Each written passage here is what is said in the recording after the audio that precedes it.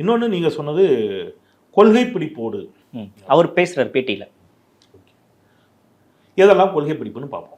இவருடைய கொள்கை வழிகாட்டிகள் அப்படின்னு இவர் சொன்னது யாரெல்லாம்? பெரியார், அம்பேத்கர், வேலு நாச்சியார் மாதிரியா நான் சொன்னேன். பெரியாரை அவ்வளவு கொச்சைப்படுத்தினார் சீமான்.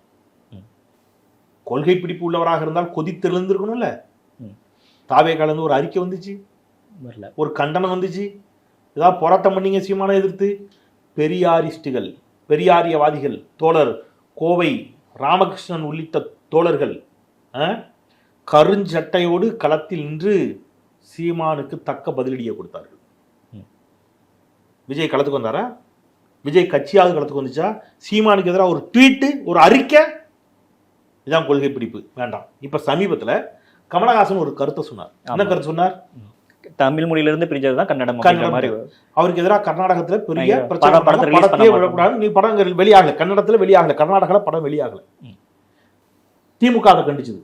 ஆமா, காங்கிரஸ், விசிக, கம்யூனிஸ்ட் எல்லாரும் கண்டிச்சாங்க. கண்டிக்காத கட்சி அதிமுக, கண்டிக்காத கட்சி தாவேகா.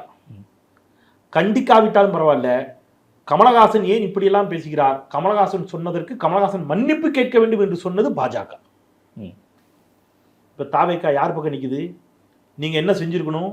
கொள்கை பிடிப்போடு தமிழர்கள் தமிழ்நாடு என்ற உணர்வோடு இருப்பீர்கள் என்று சொன்னால், கமலஹாசனுக்கு ஆதரவாக விஜய் தன்னுடைய சொந்த துறை, அவர் சார்ந்த துறை, சீனியர், நீங்க உங்கள் துறை சார்ந்த ஒருவருக்கு ஒரு பிரச்சனை வருகின்ற பொழுதே, அதுவும் மொழி சார்ந்த ஒரு பிரச்சனை வருகின்ற பொழுது, இனம் சார்ந்து மொழி சார்ந்து கர்நாடகாவில் உங்களுடைய துறை சார்ந்த ஒருவர் மிரட்டப்படுகின்ற பொழுதே நீங்கள் களத்திற்கு வரவில்லை, ஒரு குரல் கொடுக்கவில்லை, ஒரு ட்வீட் கூட போடல, ஒரு அறிக்கை கூட கொடுக்காத நீங்கள் எப்படி கொள்கை பிடிப்புள்ளவராக இருப்பீர்கள்?